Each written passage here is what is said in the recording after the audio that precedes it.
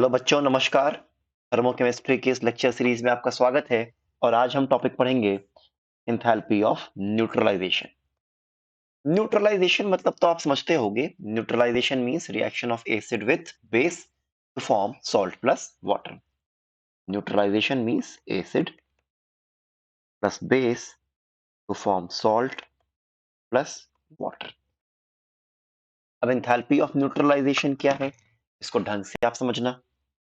ठीक है, चलिए समझते हैं। द एंथैल्पी चेंज कब, when 1 gram equivalent of an acid reacts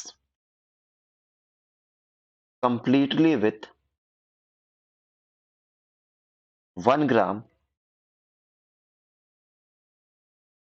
equivalent of base to form salt and water is called enthalpy of neutralization। क्या कह रहा है बेटा? कह रहा है बेटा कि जब 1 ग्राम इक्वलेंट ऑफ एसिड जब 1 gram equivalent of acid completely react करता है with 1 gram equivalent of base, तब जो एंथैल्पी चेंज होता है बेटा, उसी को हम लोग बोल देते हैं enthalpy of neutralisation.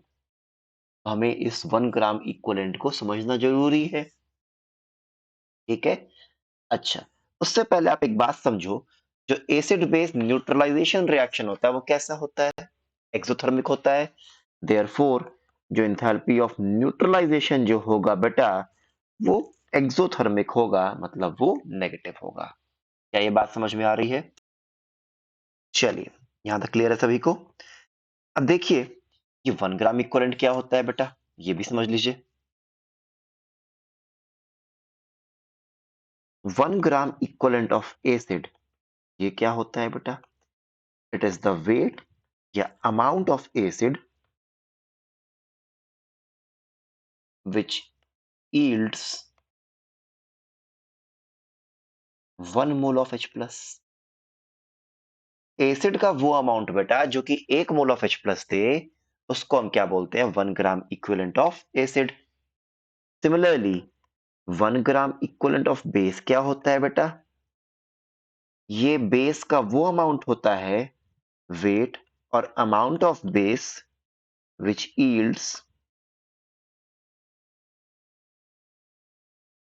1 mole of OH minus. मतलब एसिड का वो वेट जो कि 1 मोल ऑफ H प्लस दे, वो एसिड का 1 ग्राम इक्विवेलेंट है बेटा। बेस का वो वेट जो कि 1 मोल ऑफ OH माइनस दे, वो बेस का 1 ग्राम इक्विवेलेंट है।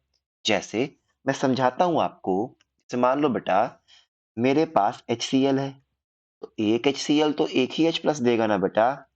इसका मतलब HCl के लिए 1 मोल ही 1 ग्राम इक्विवेलेंट होगा। ये मोल कॉन्सेप्ट की चीज है, बट स्टिल मैंने कहा बता दूं आप लोगों को। लेकिन मान लो कोई डाइप्रोटिक एसिड है, जैसे H2SO4। एक H2SO4 से 2 H प्लस मिलेगा ना। 1 मोल H2SO4 से 2 मोल H प्लस मिलेगा ना। 1 मोल H प्लस के लिए आधा मोल H2SO4 चाहिए कि नहीं, बताओ?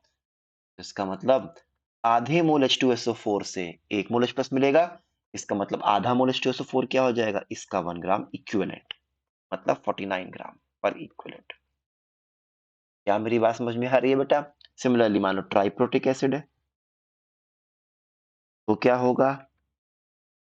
3 मोल H प्लस मिल रहा है 1 मोल फॉस्फोरिक एसिड से, तो 1 मोल H प्लस के लिए बेटा 1/3 मोल फॉस्फोरिक एसिड चाहिए कि नहीं? क्या मेरी बात समझ में आ रही है आप लोगों को? 98/3। सिमिलरली बेस के लिए भी आप समझ गए होंगे। जैसे अगर आपका NaOH है, तो इसका 1 मोल इसके 1 ग्राम इक्विवेलेंट के बराबर होगा। लेकिन अगर कैल्शियम हाइड्रोक्साइड है, तो इसका आधा मोल इसके 1 ग्राम इक्विवेलेंट के बराबर होगा। I don't think this is a problem. क्या मेरी बात समझो आप आराम से, ठीक है ना? क्या मेरी बात समझ में आ रही है आप लोगों को? ठीक है, चलिए फिर अब आगे बढ़ते हैं। अब होता क्या है बेटा, in fact the enthalpy of neutralization basically depends on two factors. क्या कह रहा है कि sir enthalpy of neutralization basically दो फैक्टर्स पर डिपेंड करता है. सबसे पहले क्या? सबसे पहला क्या होता है बेटा? स्ट्रेंथ ऑफ एसिड या बेस. मतलब एसिड या बेस जो आप रिएक्ट करा रहे हो वो स्ट्रॉन्ग है या वीक है. और दूसरा क्या बेटा? कॉन्सेंट्रेशन ऑफ एसिड या बेस. जो आप एसिड या बेस ले रहे हो उसका कॉन्सेंट्रेशन क्या है. ठीक है, यहां तक क्लियर है? चलिए फिर बढ़ते हैं आगे. अब यहां से कुछ बातों को आप समझना. ठीक है ना? क्या? The enthalpy of neutralisation. अच्छा, जब भी मैंने बताया शुरू शुरू में ना, याद करो, टेम्परेचर ना दिया हो तो कांस्टेंट मानते हैं, रूम टेम्परेचर के बराबर 25 डिग्री सेल्सियस के बराबर. ठीक है ना? तो जो भी ऑब्जर्वेशन अभी है ये 25 डिग्री सेल्सियस पे है. ठीक है, तो आइए. The enthalpy of neutralisation of a strong acid with a strong base is always कितना? -13.7 किलो कैलोरी पर ग्राम इक्विवेलेंट या -57.2 बोलो या 3 बोलो kilo joule per gram equivalent. क्या बोल रहा है बेटा? कह रहा है जब भी कोई स्ट्रॉन्ग एसिड रिएक्ट करता है स्ट्रॉन्ग बेस से तो एंथैल्पी ऑफ न्यूट्रलाइजेशन फिक्स होती है. कितनी होती है? It is -13. एफ को थोड़ा सा छोटा कर दिया जाए. जो एंथैल्पी ऑफ न्यूट्रलाइजेशन होती है बेटा वो फिक्स होती है. और वो कितनी मिलती है? वो मिलती है -13.7 किलो कैलोरी पर ग्राम इक्विवेलेंट या -57.3 kilo joule per gram equivalent. मतलब जब भी कोई स्ट्रॉन्ग एसिड स्ट्रॉन्ग बेस से रिएक्ट करता है तो हीट रिलीज कितनी होती है किलो कैलोरी में? 13.7 किलो कैलोरी पर ग्राम इक्विवेलेंट. या फिर अगर मैं किलो जूल में बोलूं तो 57.3 kilo joule per gram equivalent. क्या मेरी ये बात समझ में आ रही है आप लोगों को? कहने का मतलब क्या है? जैसे मान लो कोई स्ट्रॉन्ग एसिड मैंने लिया HCl aqueous plus NaOH aqueous. क्या बना? NaCl aqueous plus water liquid. तो जो एंथैल्पी ऑफ रिएक्शन रहेगी उसी को हम क्या बोलेंगे? Enthalpy of neutralisation. और ये कितना होगा? -13.7 किलो कैलोरी पर ग्राम इक्विवेलेंट. अब सवाल ये उठ रहा है कि जब भी कोई स्ट्रॉन्ग एसिड किसी स्ट्रॉन्ग बेस के साथ रिएक्ट कर रहा है तो हमेशा हीट रिलीज इतनी ही क्यों हो रही है? Why is it so? चलिए आइए इसको हम समझते हैं. और इसको आप ढंग से ध्यान से आप समझने की कोशिश करना. मेरी बात समझ में आ रही है?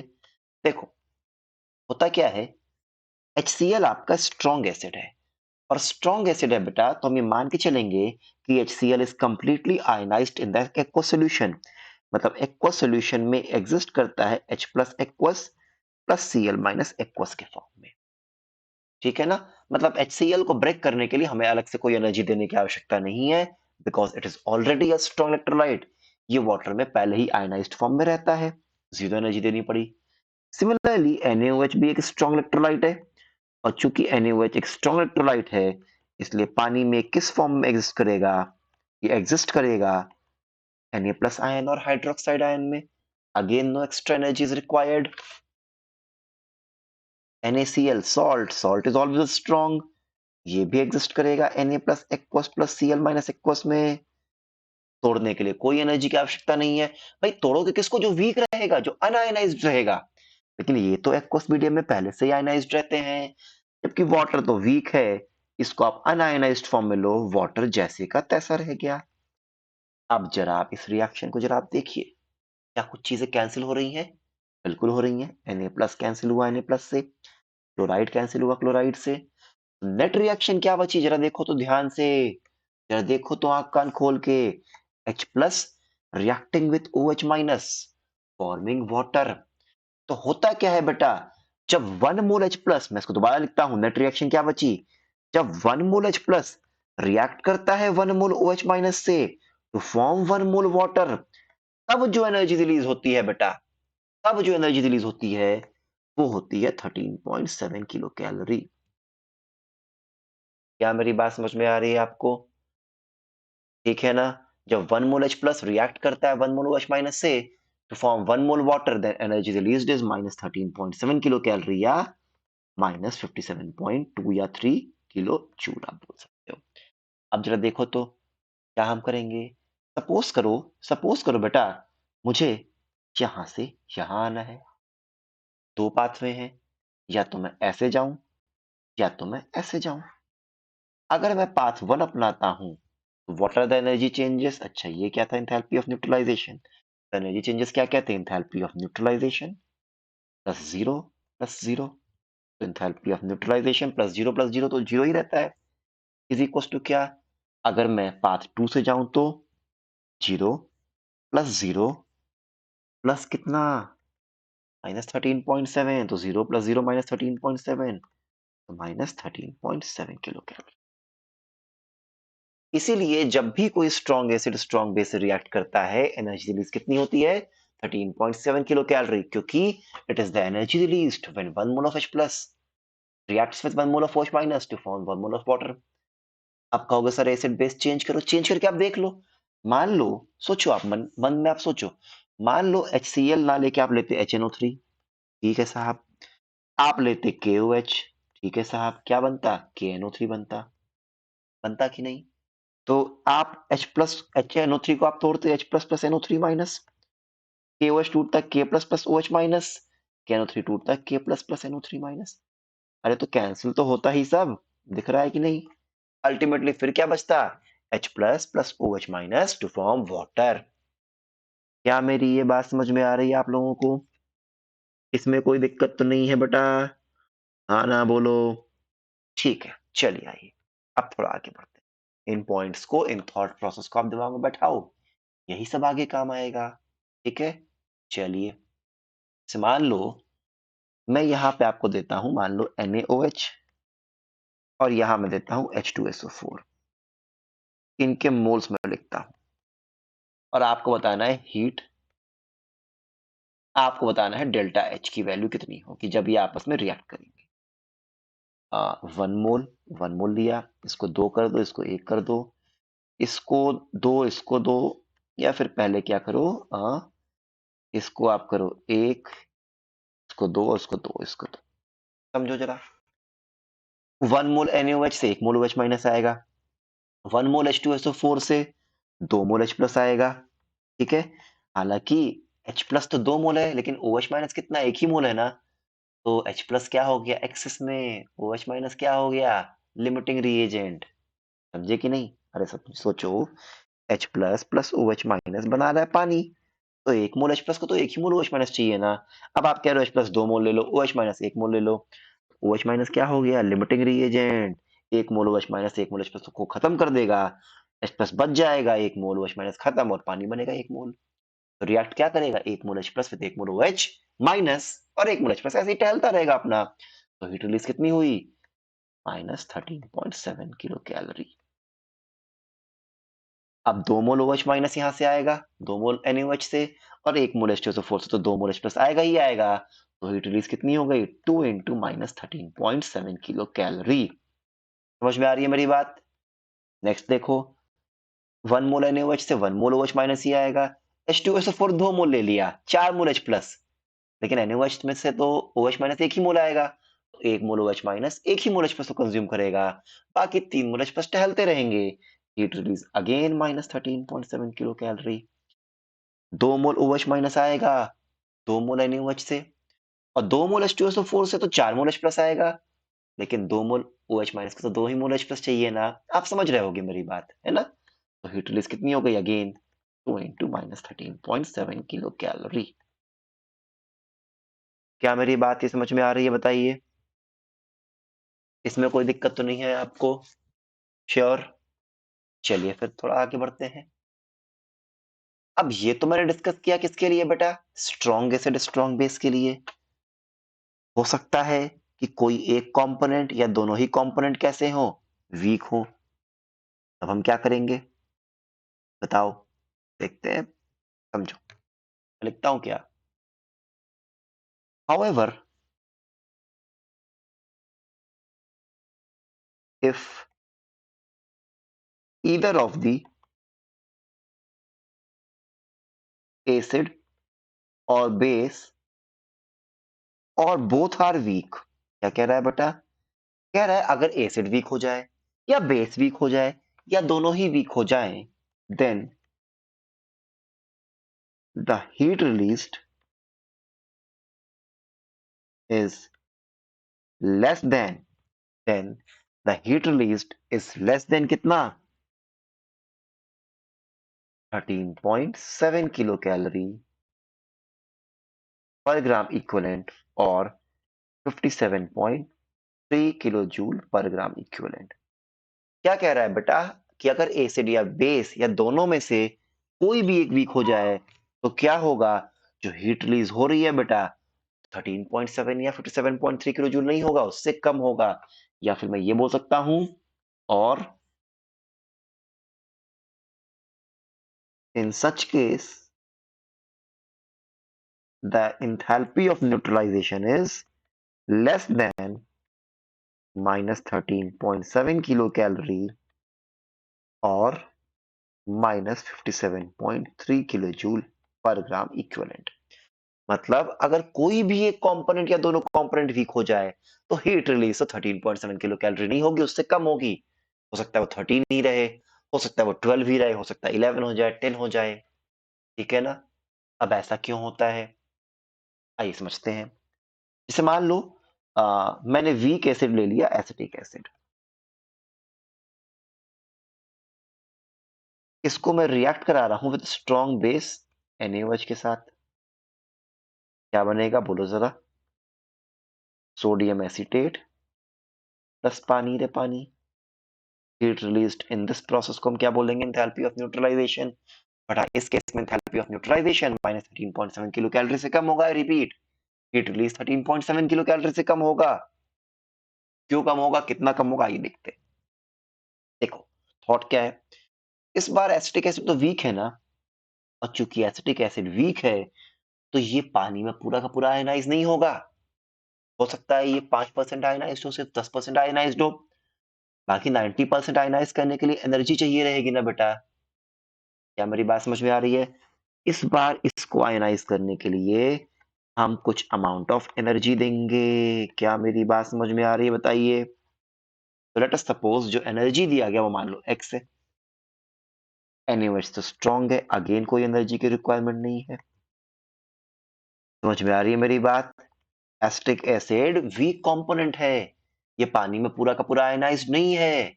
इसको आयनाइज करने के लिए हमें इसको कुछ अमाउंट ऑफ एनर्जी देनी पड़ेगी, और उसी एनर्जी को मैंने क्या मान लिया? x। और चूंकि एनर्जी मैंने दिया है इसलिए टर्म कैसा होगा? This term will be endothermic. ठीक है ना? सॉल्ट तो हमेशा स्ट्रांग होता है। क्या बनेगा? Acetate ion plus sodium ion. ठीक है बेटा। अब पानी तो वीक होता है, प्लस H2O लिक्विड। कुछ कैंसिल हो रहा है? हाँ सर कैंसिल हो रहा है, कैंसिल कर दिया। क्या बचा? H plus reacting with OH minus two form water. Heat release कितना होगा? Minus 13.7 kilo calorie. अब फिर सोचो, मुझे यहां से यहां आना है। मान लो दो पाथ में है, इसको मान लो पाथ वन। पाथ वन में कुल एनर्जी चेंजेस कितने होंगे जरा बताओ तो? Enthalpy of neutralisation plus zero plus zero. Enthalpy of neutralisation plus zero, ठीक है, इज इक्वल टू, अगर मैं पाथ टू से गया, मान लो ये पाथ टू है, चेंज कर देता हूं मैं। मान लो पाथ टू से गया, तब हीट रिक्वायर्ड कितनी है बेटा? What are the energy changes? X भी आ गया ना, X plus zero plus enthalpy plus minus 13.7 kilo calorie. क्या क्या फिर देखो, X plus zero plus of minus 13.7 kilo calorie, तो कितना हुआ? X plus zero plus of minus 13.7। Enthalpy of neutralisation क्या हो गया? x minus 13.7। और x क्या है? ये तो पॉजिटिव टर्म ही है ना, क्योंकि ये तो एंडोथर्मिक है। x को मैंने क्या बोल दिया? मैंने बोल दिया हीट ऑफ डिसोसिएशन। क्या बोल दिया? Heat of dissociation of acetic acid. अब depending on heat of dissociation कितना होगा, enthalpy of neutralization will change. मान लो हीट ऑफ डिसोसिएशन 2 होता तो एंथैल्पी ऑफ न्यूट्रलाइजेशन कितना आता, 2 माइनस 13.7 माइनस 7.7। तो डिपेंड करेगा ना एसिड क्या लिया बेस क्या लिया। अच्छा मान लो अभी तो एसिड बेस लिया, वीक लिया, मान लो बेस भी वीक होता तो क्या फॉर्मूला आता, तो फॉर्मूला ये आता कि नहीं, enthalpy of neutralization is equals to dissociation energy किसका, of acid, plus dissociation energy of base minus 13.7 kilo calorie in terms of kilo calorie. इसका मतलब क्या हुआ बेटा, जो कंपोनेंट जितना वीक होगा उस कंपोनेंट में हीट रिलीज ड्यूरिंग न्यूट्रलाइजेशन उतनी ही कम होगी। क्या मेरी बात समझ में आ रही है? इनफैक्ट बुक्स में क्या लाइन लिखा रहता है, जो लिखा है मैंने यहाँ पे कि however if the acid or base or both are weak then enthalpy of neutralization is less than minus 13.7। Books में क्या लिखा है, लिखा रहता है because some some amount of